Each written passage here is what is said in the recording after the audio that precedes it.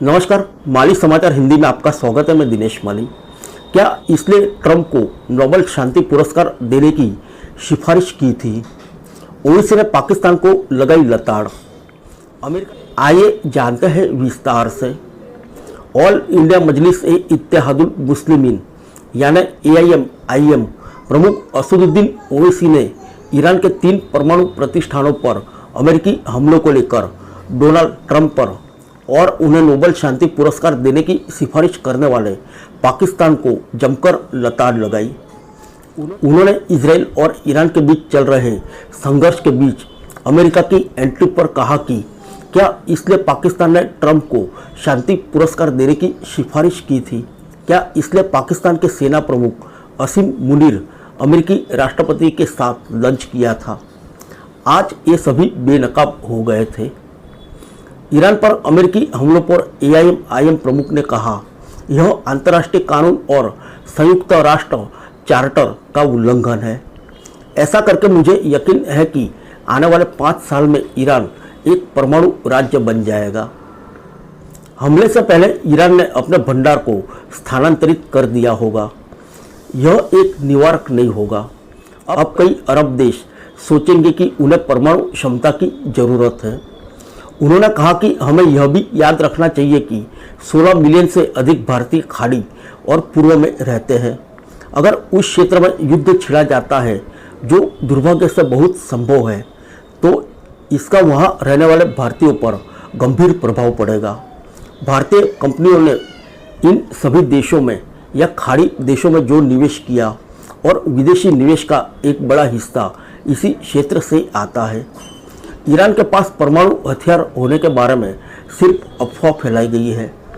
Iran ने भी यही कहा था कि सामूहिक विनाश के हथियार वगैरह वगैरह कुछ भी नहीं निकला।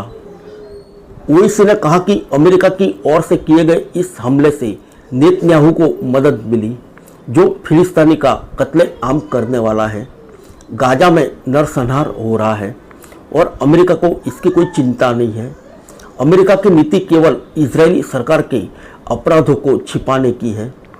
गाजा में जो हो रहा है वह नरसंहार है और कोई भी इसके बारे में बात नहीं करता। कोई यह क्यों नहीं पूछ रहा कि इजराइल के पास कितने परमाणु भंडार हैं।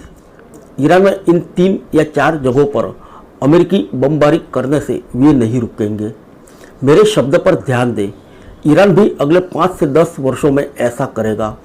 दूसरे देश भी ऐसा करेंगे, क्योंकि अब उन्हें एहसास हो गया है कि परमाणु बम और परमाणु हथियार होना ही इजराइल के वर्चस्व के खिलाफ एकमात्र निवारक है। मुझे उम्मीद है कि हमारी सरकार अमेरिका की इस एक तरफा बमबारी की निंदा करेगी, जो अंतर्राष्ट्रीय कानून और संयुक्त राष्ट्र चार्टर का उल्लंघन है। मुझे उम्मीद है कि सरकार ईरान के परमाणु संयंत्रों पर बमबारी की निंदा करेगी, जो आज हुई है। आइए जानते हैं अमेरिका ने बीती रात क्या किया। इससे पहले ईरान के परमाणु ठिकानों पर इजराइल ने हमला किया था, लेकिन ईरान के परमाणु ठिकाने भूमिगत है, जिससे इजरायली हमलों में उसे खास नुकसान नहीं हुआ। इजराइल के पास ऐसे हथियार भी नहीं हैं जो भूमिगत ढांचे को तबाह कर सके। इस बीच अमेरिका की एंट्री हुई और अमेरिका ने अपने सबसे खास हथियारों में से एक B-2 स्टील बॉम्बर से 30,000 पाउंड के मैसिव ऑर्डिनेंस पेनिट्रेटर या बंकर बस्टर बम का इस्तेमाल किया, जो जमीन के भीतर भी भारी तबाही मचाने की ताकत रखते हैं।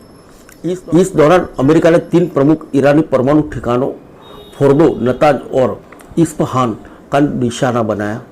आइए जानते ओवैसी के निशाने पर क्यों है पाकिस्तान। दरअसल पाकिस्तान 2026 के नोबेल शांति पुरस्कार के लिए अमेरिकी राष्ट्रपति ट्रंप के नाम की सिफारिश करने वाला है।